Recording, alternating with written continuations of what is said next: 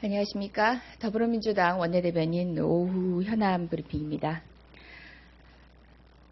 먼저 최순실의 증거인멸 조작 지시와 관련한 내용입니다.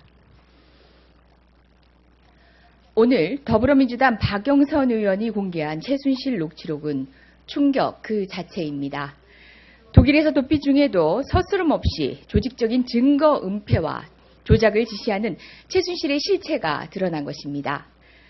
박영선 의원이 공개한 최순실 육성 통화 녹취에 따르면 최순실은 고영태와 자신과의 관계에 대해 가방 납품했다 하지 말고 옛 지인을 통해 알았다고 하라며 지시했습니다. 또 다른 통화 녹취에서는 이성한 전 미르재단 사무총장이 계획적으로 돈을 요구한 것으로 분리시키지 못하면 다 죽는다며 이성한 사무총장을 조직적으로 음해하고 모든 사안이 조작된 것으로 몰고 갈 것을 지시했습니다. 이게 박근혜 게이트의 민낯입니다. 검찰의 방조 속에 황제 도피 생활을 한 최순실이 증거인멸과 조작까지 지시했다는 것은 정권 차원의 보호 없이는 불가능한 것입니다.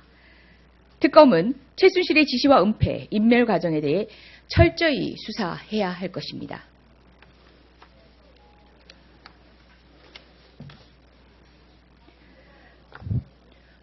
다음은 국정조사 과정에 있은 이완영 의원의 간사 사태와 관련된 더불어민주당의 입장입니다. 국민 비난 자초하는 이완영 의원의 간사 사태. 박근혜 게이트 국정조사의 여당 간사를 맡았던 이완영 새누리당 의원은 오늘 느닷없이 사퇴를 선언하고 회의마저 거부한 채 퇴장했습니다. 아연실색할 일입니다. 적반하장도 유분수입니다. 국회의원으로서 가장 기본적인 책무까지 저버린 행위입니다. 그간 자신이 보여왔던 명백한 국정조사 방해 행위에 대한 따가운 국민 질책을 겸허히 수용하는 것이 먼저입니다. 일말의 반성 없이 국민을 비난했습니다. 무책임한 사퇴를 선언한 이완영 의원은 또다시 국정조사를 방해하고 있는 것입니다. 재벌 총수들 건강 상태를 걱정하시기 전에 국민부터 걱정하십시오.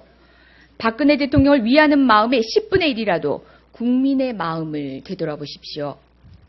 이완영 의원 사퇴 이후 오히려 청문회가 정상적으로 돌아간다는 것은 국민의 평가가 무엇을 의미하는 것인지를 되새겨보시길 바랍니다.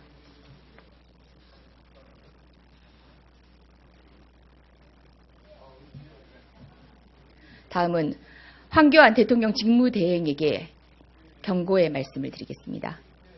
황교안 대통령 직무대행 주제와 분수를 알기 바란다.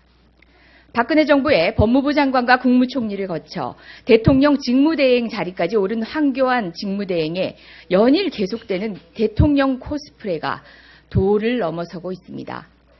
황교안 직무대행에 엄중히 경고합니다. 당신 역시 박근혜 게이트 국정농단에서 자유로울 수 없습니다. 법무부 장관으로 국정원 대선 개입 사건과 정윤회 문건 사건을 무마시키고 국무총리로 재벌 갈취와 최순실 국정농단을 비호한 황 직무대행이 무슨 염치로 대통령 행세를 하려는 것입니까? 국민 앞에 주제와 분수를 알아야 합니다. 오만방자한 행동 당장 멈추기 바랍니다. 위기를 기회 삼아 대통령 꿈꾸는 인면수심한 행동을 당장 중단하지 않는다면 국민들은 자시하지 않을 것입니다. 제발 자중자애하십시오.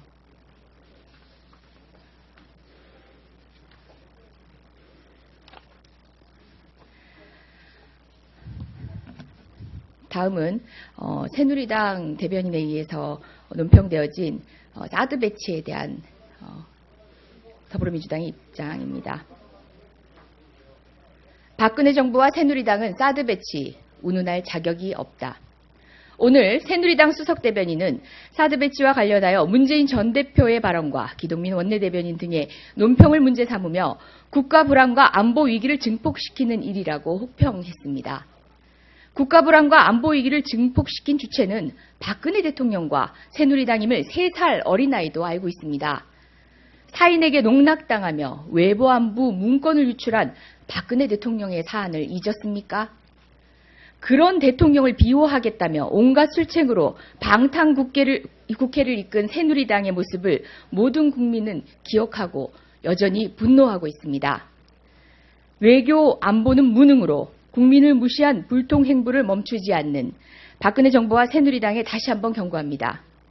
사드 배치는 정상적인 정부에서 이루어져야 합니다. 비정상적인 행보로 외교 고립만 자초하는 박근혜 정부가 어떤 자격으로 사드 배치를 강행하려고 합니까?